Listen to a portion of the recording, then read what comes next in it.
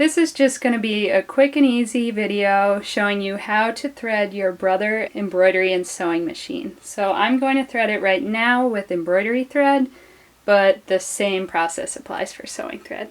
So I have a spool of this nice green Brother embroidery thread, and I'm just going to put it on the spool holder. And one thing you always want to remember is to have the thread flowing off the spool in the direction of the back of the machine. You don't want that end facing the front of the machine. You want it wound around the spool onto the back. So now you want to put your spool cap on, and the spool cap that you choose depends on the size of the spool. You want it to be slightly larger. So you can see that here's where my spool ends. And then there's a little lip of the cap over that. You need that little lip. If you're using a bigger spool than this, you're going to want to use the bigger spool cap that came with the machine. And if you're using a smaller spool, you want the smaller cap. It's pretty self-explanatory.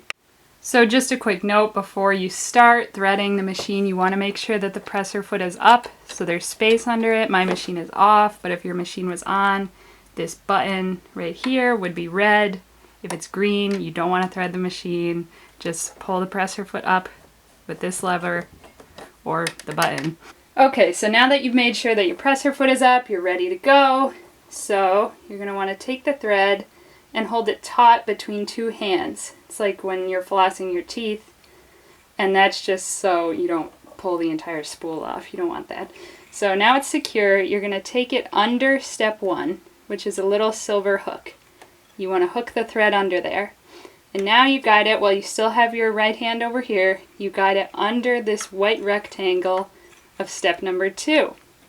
Now at step number 2, you want to make sure that you pull it through, and it needs to go between the two metal parts. I'm going to zoom in so you can see.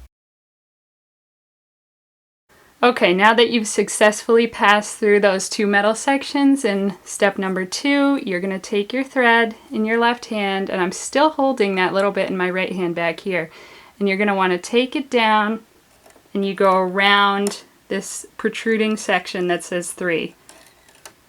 Now you want to go up to 4. So now you brought your thread up to 4. I'm still holding the back with my right hand. And now you're going to want to go up on the right side of 4. I go right against the plastic, and then just keep bringing it around the plastic and down. It'll hook itself around a little silver hook in there. Okay, so now that you've gone around 4, you just want to bring your thread down through 5. 5 isn't really a step, it's just bringing your thread down. So now I just want to hold the thread with my 2 thumbs and floss it through the little mouth on step 6. So here my thread is going in at the beginning of the mouth, but you want to make sure you pull it all the way to the left. There we go. You might hear that little noise. I'll do it again. At step 6, you want to go in this little mouth all the way to the left. Perfect. Now, once it's in there, you don't need your right hand anymore. It's nice and tight. You bring it around this other little mouth right here. Bring it through there, and then you guide it through number 7. It'll just go right over the 7. You slide it through. Now it's nice and tight. You can let go. Okay, so now that you've brought it through 7, you just bring it around the left, and there's a little blade on step 8. All you do is guide it over the blade and then tug to cut it, like that. So now you can do the fun part, which is, well, the machine does it for you, but it's threading the needle. So all you do is press this lever down, and you can see it's threading it. I'll zoom in too. Okay, so what you do is push the lever down, and that threads the needle for you. So you'll see that there's this little loop. That's what the machine has pushed through the eye of the needle. So you just pull on the loop till the end of the thread comes out. Now you can hold the end of the thread. Now what you do is just take the end of the thread and loop it through the little hole at the bottom of the embroidery foot. Now pull it through, and you're ready to embroider. If you were using a sewing foot, you would guide the end of the thread through whatever opening or hole was in the sewing foot you were using.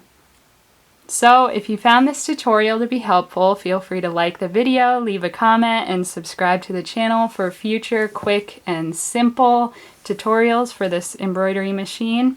And if you didn't like the video, feel free to dislike it and leave a comment as to what I could improve on or why you didn't like the video.